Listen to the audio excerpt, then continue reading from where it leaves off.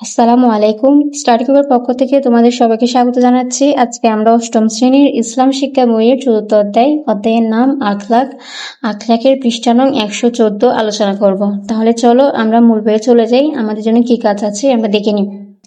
দেখো ১১৪ পৃষ্ঠায় উপরের দিকে আমাদের জন্য একটা কাজ আছে, এটা হচ্ছে একক কাজ অথবা জোড়াই কাজ।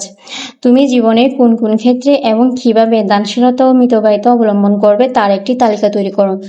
এরপর শিক্ষকের নির্দেশনা মোতাবেক তুমি একক জোড়ায় দৈনন্দিন জীবনে দানশীলতা এবং মিতব্যয়িতার পরীক্ষাগুলো চিহ্নিত করে খাতায় উপস্থাপন করবে। তো তোমরা এটা লেখার আগে অবশ্যই দানশীলতা আর মিতব্যয়িতার পড়াটুকু বই থেকে তোমরা নিজেরা পড়ে নিবে। এরপরে দেখো আমি শুরুতে দানশীলতাটা লিখছি, এরপরে মিতব্যয়িতাটা লিখবো। তো দেখো আমি প্রথমে লিখেছি আমি জীবনে যেসব ক্ষেত্রে দানশীলতা অবলম্বন করব তার তালিকা। তো ফার্স্টে লিখেছি আমি শিক্ষা, অসহায় ও দরিদ্র শিক্ষার্থীদের বই খাতা কলম কিনে দিব। এরপরে চলো আমরা পরেরটা দেখে নিই। দেখো এরপরে লিখেছি পোশাক, দরিদ্র শীতার্তদের পোশাক দিয়ে সাহায্য করব। এরপরে খাদ্য, ক্ষুধার্তকে খাদ্য দিব। চিকিৎসা, অসুস্থ ব্যক্তিকে চিকিৎসার জন্য খরচ দিব। দুর্যোগ বা বিপর্যয়ের সময় ত্রাণ বিতরণ করে সাহায্য করব।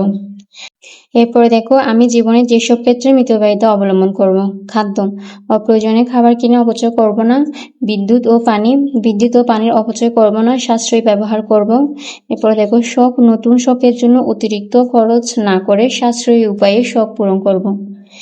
এরপরে দেখো পরবর্তী অংশ জ্বালানি, গাড়ির জ্বালানি সাশ্রয়ীভাবে ব্যবহার করব। অল্প দূরত্বের ক্ষেত্রে পায়ে হেঁটে চলাচল করব। এরপরে বিনোদন, প্রয়োজনীয় অতিরিক্ত বিনোদনের ক্ষেত্রে ব্যয় করব না। অতিরিক্ত পোশাক কেনা থেকে বিরত থাকব, যা আছে সেগুলোর যত্ন নিব। আশা করছি তোমাদের কাছে আজকে কাজটা ক্লিয়ার হয়ে গেছে। এতক্ষণ সাথে থাকার জন্য তোমাদের সবাইকে ধন্যবাদ। সবাইকে পরবর্তী ক্লাস দেখার আমন্ত্রণ রইল। আসসালামু আলাইকুম।